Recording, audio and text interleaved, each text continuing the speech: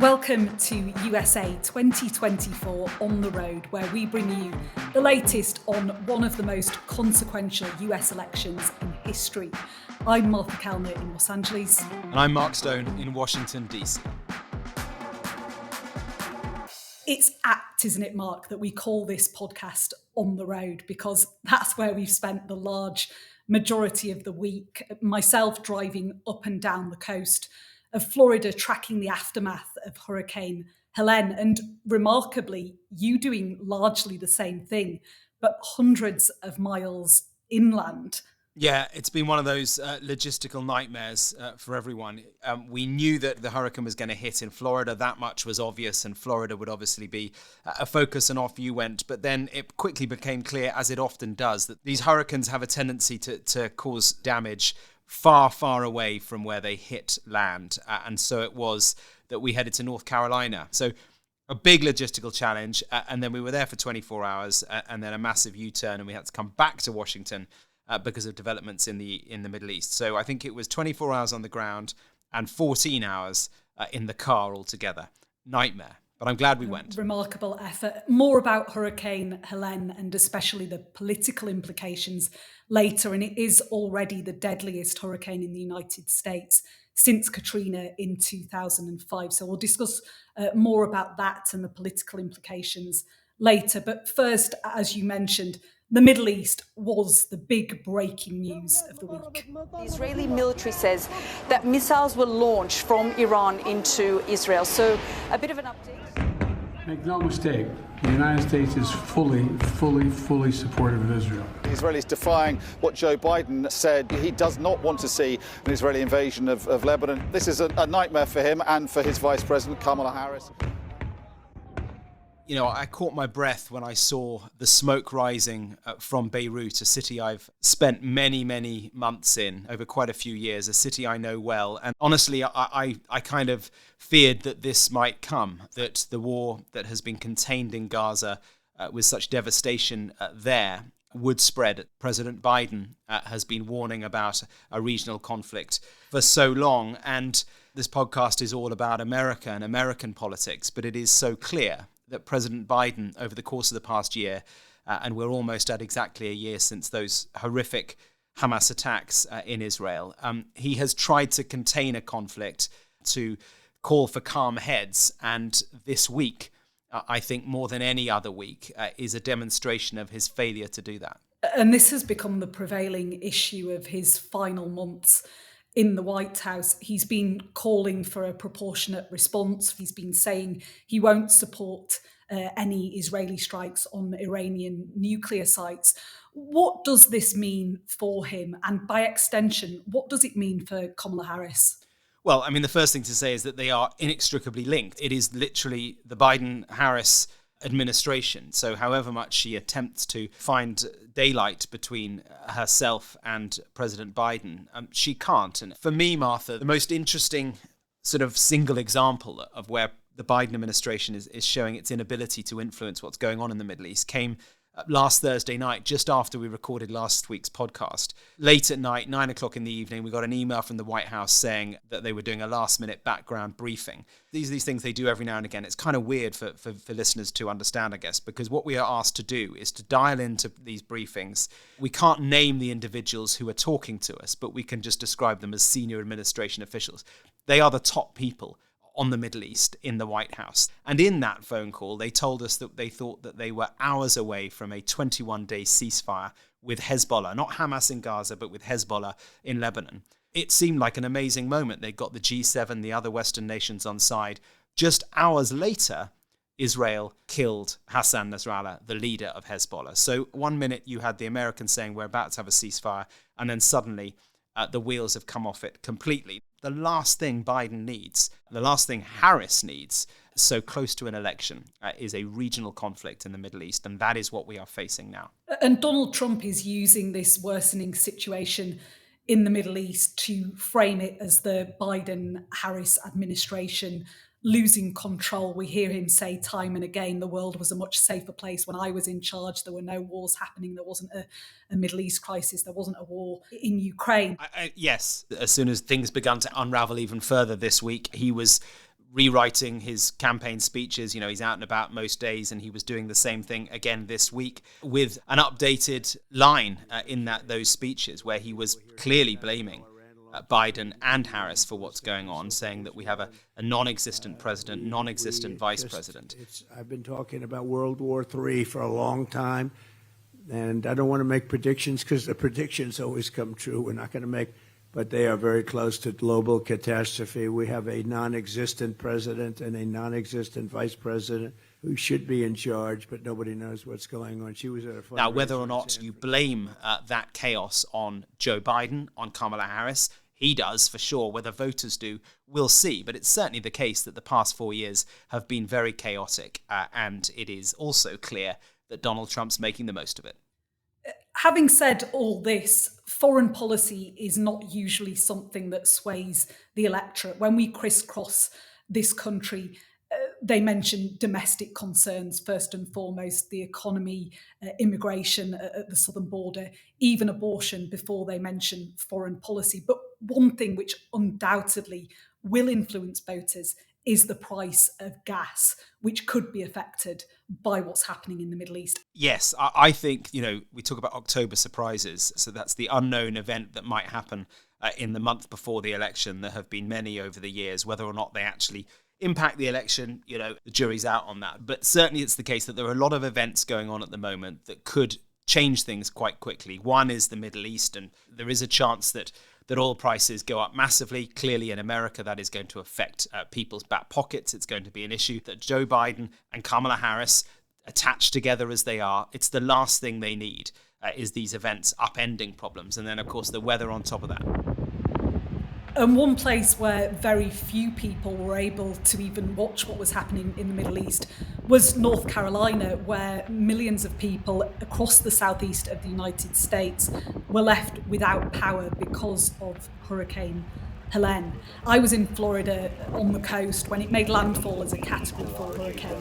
With the watches and the warnings and the forecast, we've been dropping drop zones, and we got radars on board. It was undoubtedly a rough night for Florida's Big Bend, and I saw places that almost unthinkably had been hit by a hurricane for the third time in just over a year. The water came up to about 3/4 of the way up my road. Wow. Cedar Key was one of those places. Feeling it was just very, very surreal, very scary. There were several times last night that I wish I would have left.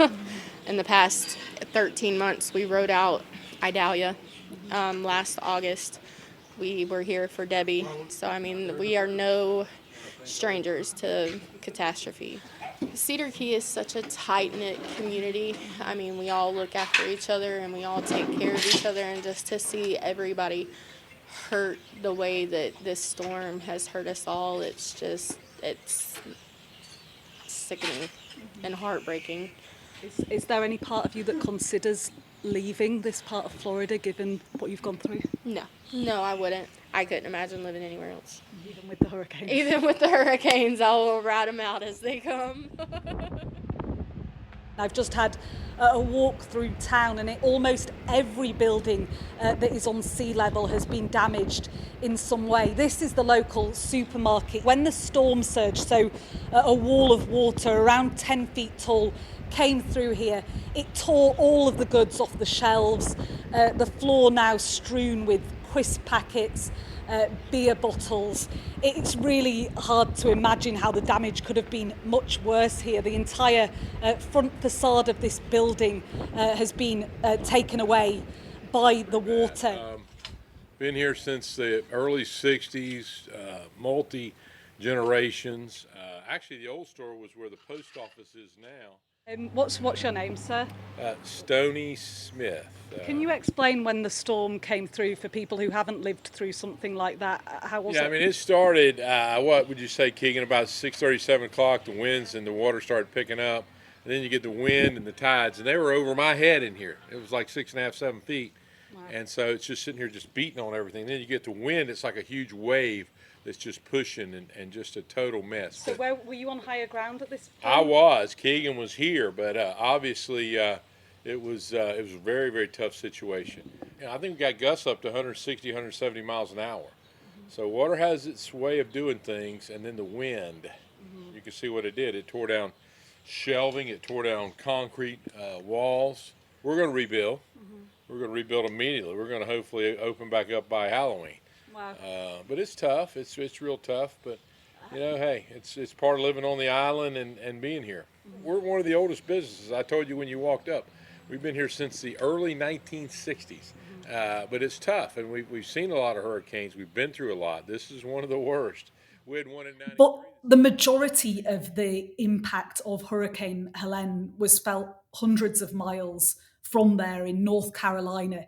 In Florida, they're used to these sort of weather events, but places like Asheville in North Carolina were almost completely destroyed. Just a stunning, tragic level of destruction there. And you saw it firsthand, Mark. Yeah, and the first challenge with any weather story is getting there because the flights are down or disrupted. North Carolina is about a 7-hour drive from DC, and we decided quickly that actually the best thing to do was to drive down there, not least because you have to take all the kit with you, and we're talking generators and extra food and fuel as well, because all of that was unavailable or down. Hi there, we're from Sky News. We're meeting the National Guard at, it's called Pack Square Park, where they're handling all the water out. It says we can go left or... Yeah, so it's closed. So what I'm going to tell you to do is you're going to turn and then around. getting close to the area. As always, it never ceases to amaze me that you can drive into a sort of destruction zone, and weather has this ability to damage things in a very localized way. So you can be thinking, well, where is it? I can't see any damage here. And then you go around a corner into a creek, and there it is. Hey, how are you? Hey, just because the risk of injury and everything's so elevated, they need to dedicate all their resources to focusing on the work at hand, not anybody off in the area. Would you all mind... In North Carolina, the problem was not wind, the problem was water, it was rain. And we're talking the Appalachians here, this mountain range that runs, in fact, from DC or just to the west of DC, right the way down the east of America, all the way down to North Carolina. And it's some of the most beautiful parts of America, but it's high mountains and deep, deep creeks. And it was, it was so sad to see so many people who have lost everything. Do you mind if we talk to you just briefly? Who are you? It was Sky News, British TV. Sure. Yeah, nice. I'm Mark. Mark. Nice to meet you. Nice to meet you. What's your name, sir? Michael Hoffman. Difficult days for Asheville. It is. It's surreal. And I've got a studio up here. It's fine because I'm on an upper level, but I'm coming to check on my friends down here. It's my first time here. It feels like it's a city that's got high points but very low points as well. Well, we've got the river right here, so that's the low point. And we've had floods before in the last 100 years, but they've never been this bad. Nobody expected it to be this bad. It was unimaginable. And your friend's business is down here? Yeah, it's right over here, and it was literally underwater. You can see the watermark actually here. It was like way up above our heads. Right, and I don't know when we're getting electricity, when we're getting water. They're doing the best they can. You see crews everywhere, and you just have to be patient because it's just Mother Nature. We'll see. We'll leave you to it. Thank you very much. Be well. Bye-bye. How are you doing, sir? Is this your home? Yeah, one elderly man who we met, Robert Buchanan, was in his 70s. He lived in the countryside just outside Asheville. And when we saw him, he was in a terrible state. His life belongings, those that he'd managed to salvage from his wrecked house, were all in his car boot. You could see family photos. You could see a cardboard box full of pills that he needs for his heart condition. It's the worst I've ever seen in 73 years. I grew up here, and this is as bad as I've ever seen it. So it's, get the Lord take care of us. Your family and friends are okay? The ones that I've been able to find, yeah. But you're missing friends, are you? Mm-hmm. Yeah, I saw one washed away the other day up at Beaumont.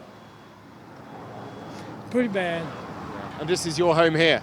I lived in that trailer right there. All the trailers are in here. Bad everywhere. I rode all over this place. I rode all the way to Brevard and back. And it's back roads, front roads, all the roads, but they're cleaning out pretty quick. It's been 4 days. I'm so sorry. We'll leave you to it. Thank you. The help he was getting was coming from his son and his daughter-in-law-to-be, who was herself pregnant, and also they were looking pretty bedraggled, as you can imagine, and they had their own stories as well. But during that day, we were the only high ground in Cane Creek, so we watched it wash everything away in Cane Creek. So people came up looking for help. We went out there with a boat, helped some kids, and an old guy that almost drowned getting out there to try to help people. Their trailer got washed away. It's down the creek somewhere. You saved their lives? Yeah, me and her cousins. Yeah, we walked out there and helped them out. So it is what it is. I mean, they're kids, man. You can't leave them out there. So just like him, I couldn't leave him out here. It's bad everywhere, but Swannanoa is probably the worst I've seen so far. Yeah, and this was his home here. Yeah, that's his trailer with the 3 cars on top of it, basically. So. Have you ever seen anything like this before? No, I've never ever seen the rivers this high. I've never seen this amount of destruction ever around here. Usually the weather's it's temperate, but it's never been this bad. We're used to flooding, but never washing homes away, that's for sure. What about help? You feel like help's coming from the government, local, federal? They're trying, man. They're trying their best, but as far as I know, 2 of the interstates are closed. Landslides and everything, so I'm just happy. I heard on the radio last night, we've been listening to 99.9 all night, trying to find stuff out for the past 5 days, and they've been telling us more than anything else has. So, but I'm hoping they're trying their best. Apparently the mayor of Asheville got on the phone with the president. Hopefully he helps us out and sends some more help, but I'm happy that they're at least trying now, because it's been rough, man, for everybody here. Your family's okay? Yeah, my aunt lost her house to a tree, but she's okay. Luckily, she left it, but it completely collapsed her trailer, and we've just been trying to survive, basically. Going to the old pioneer ways. Yeah. Yeah. Good for you. Good luck, guys. Thank you very much. And we saw a lot of political rhetoric flying around at the start of the week. Team Trump saying that the Biden administration were ignoring the residents of North Carolina. I saw on social media that Donald Trump Jr. was saying if it was Ukraine, everyone would be offered tens of thousands of dollars in support. But because it's North Carolina, you're being offered $750 by Kamala Harris. It's an easy attack line, isn't it? Americans see all the time how much money is going to Ukraine. And if you're not plugged into it all in a great deal of detail, in very simple terms, you can see how it could upset people. I have to say, though, I was struck at how we didn't find anyone, in fact, completely unscientific, but we didn't find anyone who was upset with the federal government or indeed with their local government. They all kind of understood that this was a once-in-a-generational event. They'd never seen anything like it before, and there was nothing really that they could have done to prepare. So I was kind of baffled by all this accusations that the Biden administration hadn't done the right thing. It is true to say that Team Trump were trying to work this situation to their advantage. North Carolina is a swing state. It's incredibly close there.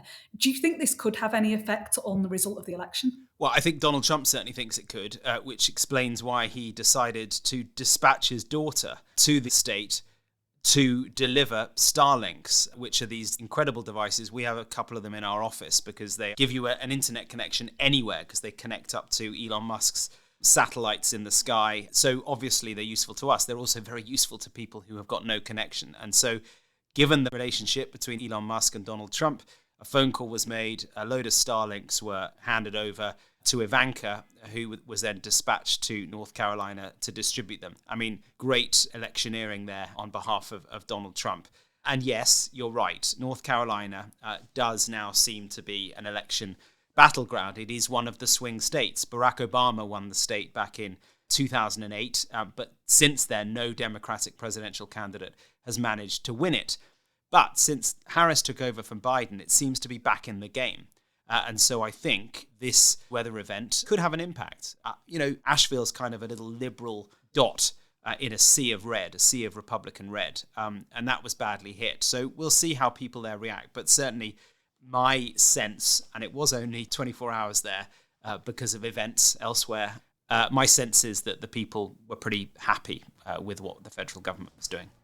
We'll talk more about North Carolina and the state of the race coming up, and also that first and only vice presidential debate. See you in a minute.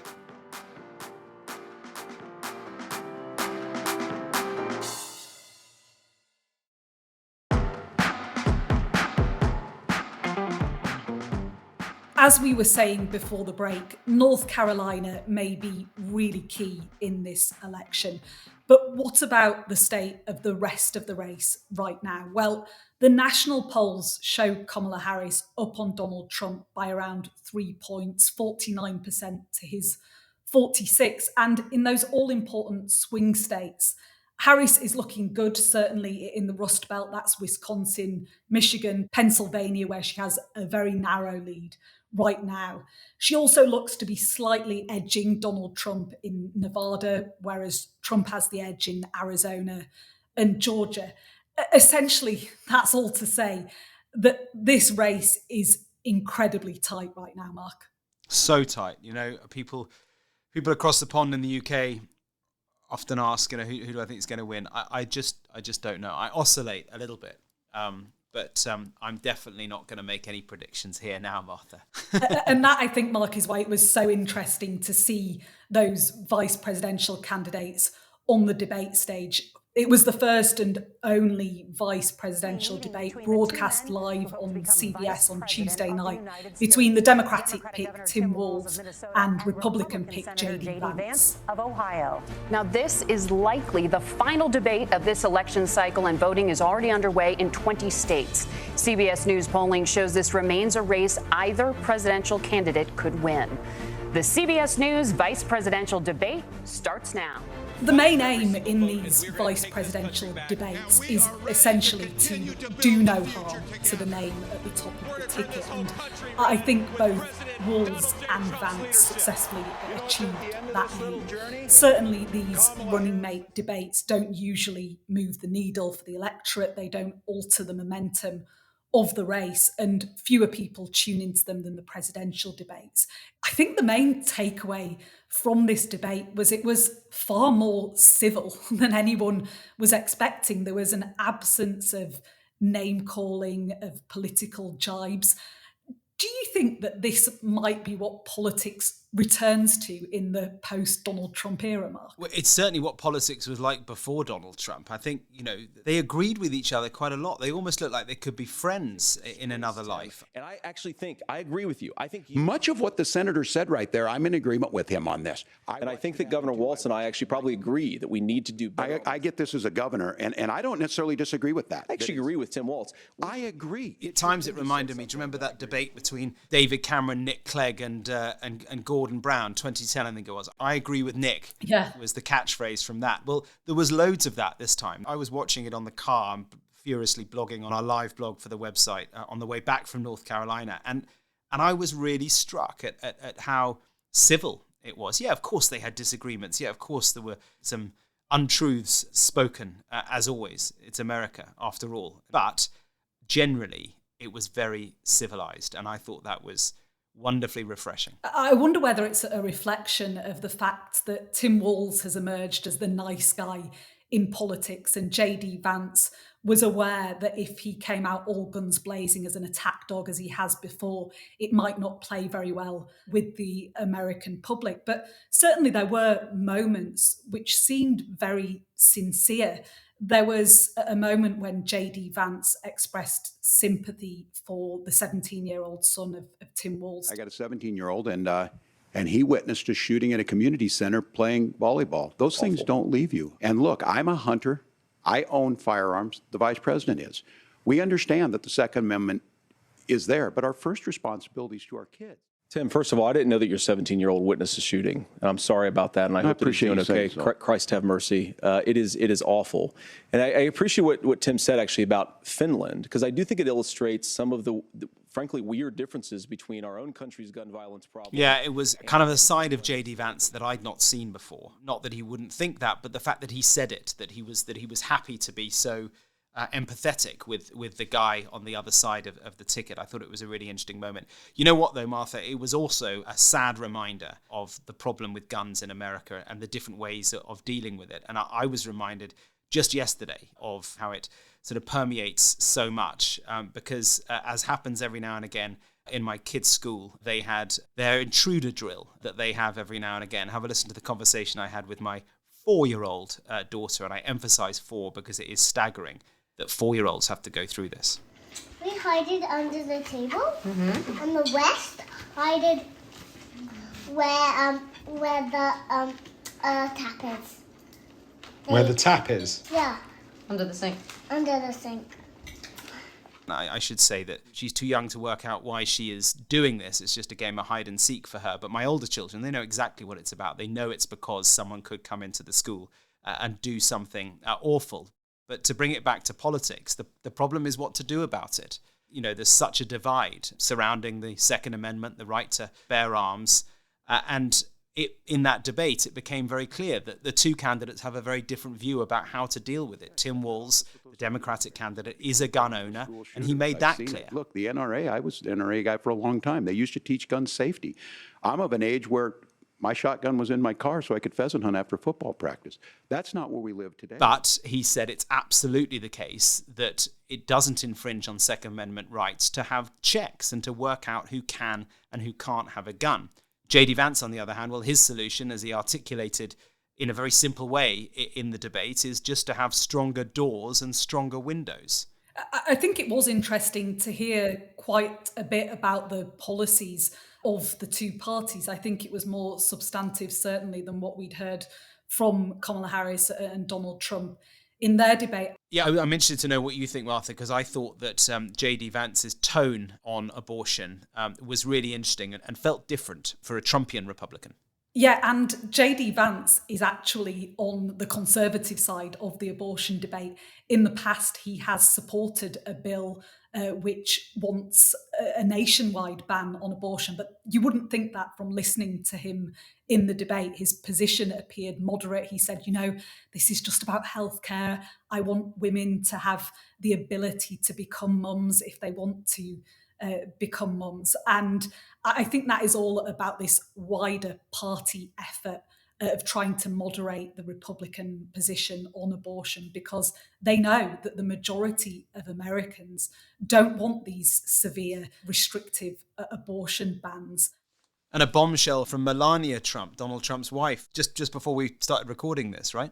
Yeah, who'd have thought that the pro-choice brigade would get support from arguably the closest person to Donald Trump, the man who had the key role in overturning Roe versus Wade. Yet the woman who shares his house, or may not share his house, but certainly who he's married to, is coming out in support of abortion rights and so firmly out of step with her husband. Without a doubt, there is no room for compromise when it comes to this essential right that all women possess from birth: individual freedom. What does my body, my choice really mean? Martha, do you think she's gone rogue, or do you think this is actually intentional to try and draw in new voters? I think it's intentional, and I think this is because they're aware that abortion is such a strong vote winner for the Democratic Party and such a loser for the Republican Party, that actually having someone so intimately connected with the campaign, but free from the restraints of what's gone before, speaking out in favour of women's rights will be quite helpful for them. Do you know what I think? I think whether it be J.D. Vance and the sort of Mr. Nice Guy image at the debate, or Melania with her apparently out-of-step comments on abortion, I think all this, intentional or otherwise, it's really useful to the Trump campaign, because around the country, I constantly hear, and I'm sure you do too, people who are right-leaning but loathe Donald Trump. They just wish he'd shut up. They wish he would just tone himself down. And suddenly they'll now hear these other people around him who are toned down, who are much more appealing to them. And so I think the hope within the Trump campaign is that those people will be drawn over the line into the Trump camp, not by Trump, but by the, and I'm putting my fingers up, moderates, by the moderates around him. I think it's all, isn't it, about broadening the appeal of Donald Trump, and with Melania Trump and J.D. Vance particularly, this is about presenting Trumpian politics in a more palatable package. 100%. Do you think then that J.D. Vance moved the needle at all in the debate? Do you think that it could have any effect in the way voters act? Yeah, I do. I mean, it's not going to have a massive effect, but this election will come down to a very small number of people in a small number of states.